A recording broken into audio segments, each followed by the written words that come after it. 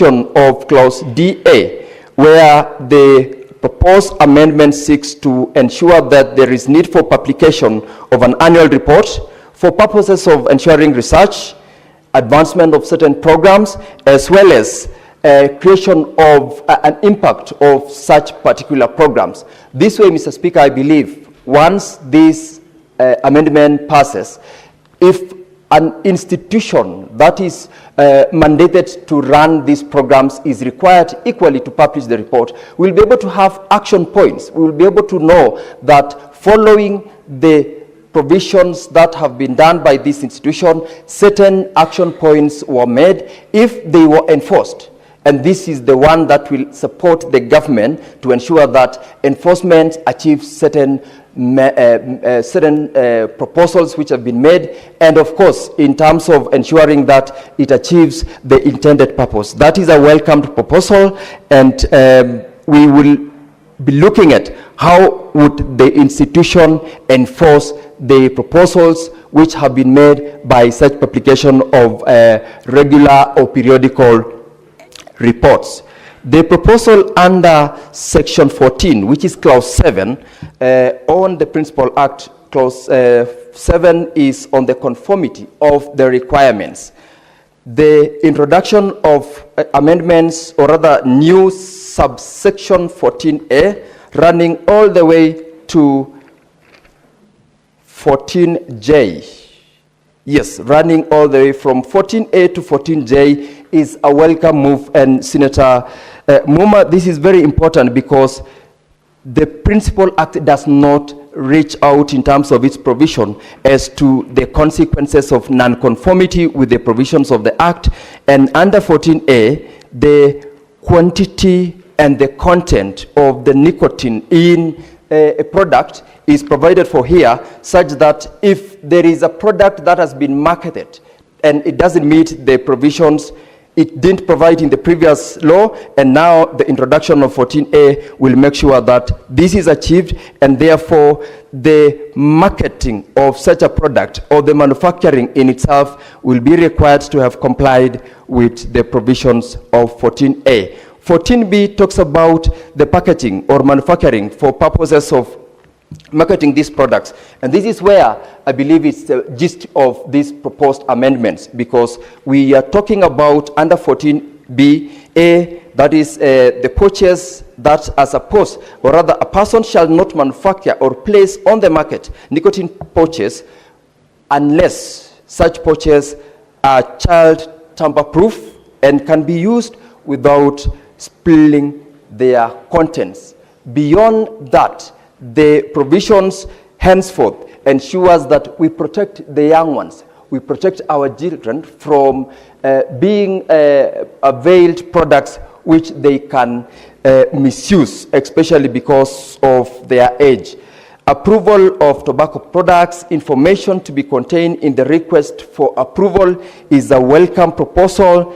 And in particular, the proposal under 14E on the submission and testing of samples.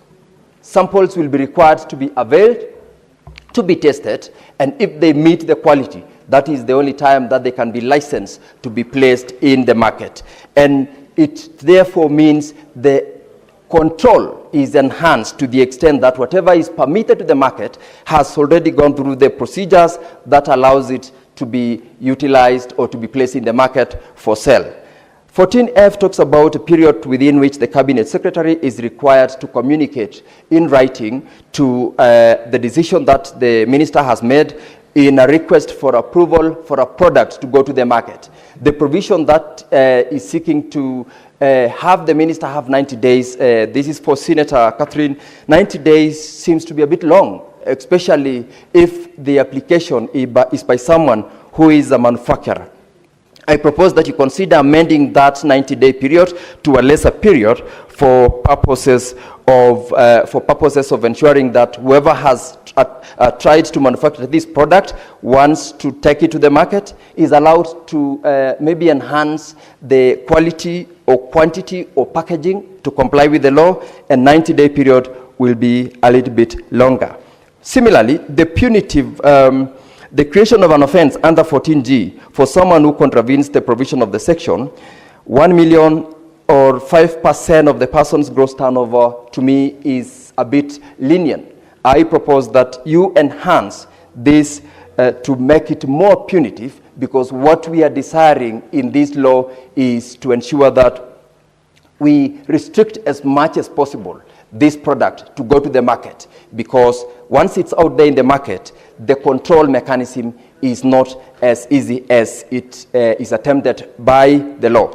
The requirement that Cabinet Secretary to ban such product which does not conform to the market, to the requirements of the Act, Senator Catherine, should be compulsory.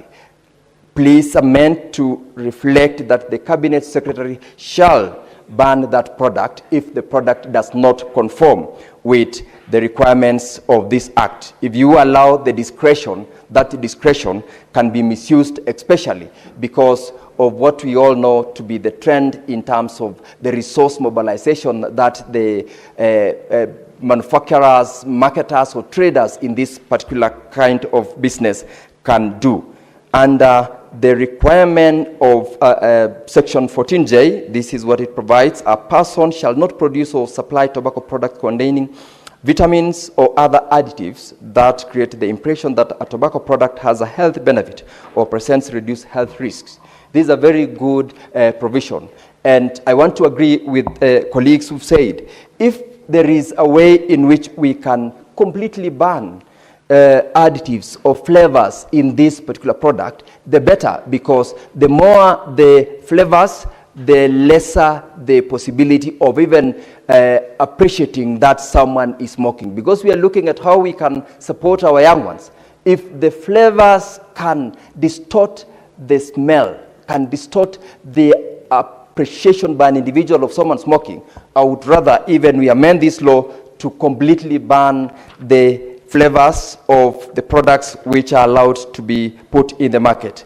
Mr. Speaker, under the provisions of the proposed amendment to Section 15, Section 15 of the Principal Act, Mr. Speaker, talks about the age limit being a youngster who is not an adult, be someone below 18 years of age.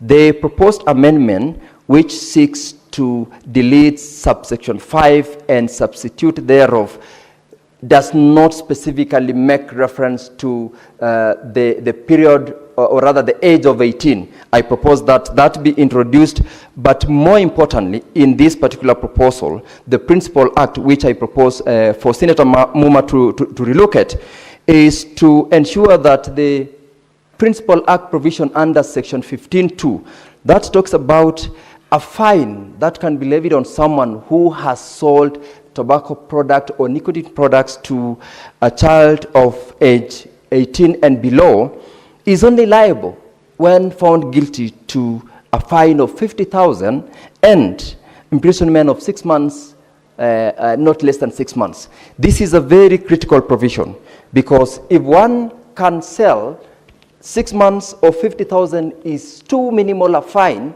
that will not in any way be a deterrence at all. And those who are involved in this market have resources, they have sufficient resources, and they will definitely sell to the young ones, knowing very well that if at all they are got up with the law, they can just walk away by paying 50,000 fine, and sometimes even making sure that they intentionally do it because they want to market their product, they want to sell, they want to make profit, and they wouldn't care because 50,000 Kenya shillings as fine is not punitive enough to be a deterrent to those who are trading in this market. And lastly, Mr. Speaker, as I said, this is a timely amendment to the Tobacco Control Act 2007, and I support and request that additional proposed amendments which have been proposed by members be put in place to ensure that this achieves the objective that we're looking at, supporting and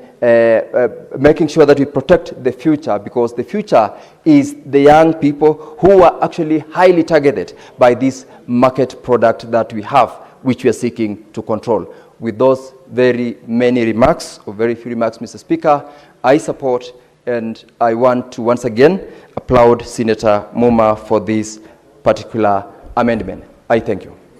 Thank you. Indeed, next is Senator Moses Kajwang.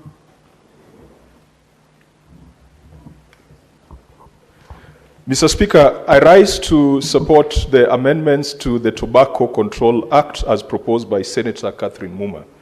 Mr. Speaker, if you look at the global dynamics of regulation and control of e-cigarettes across the world, Africa has been a free-for-all.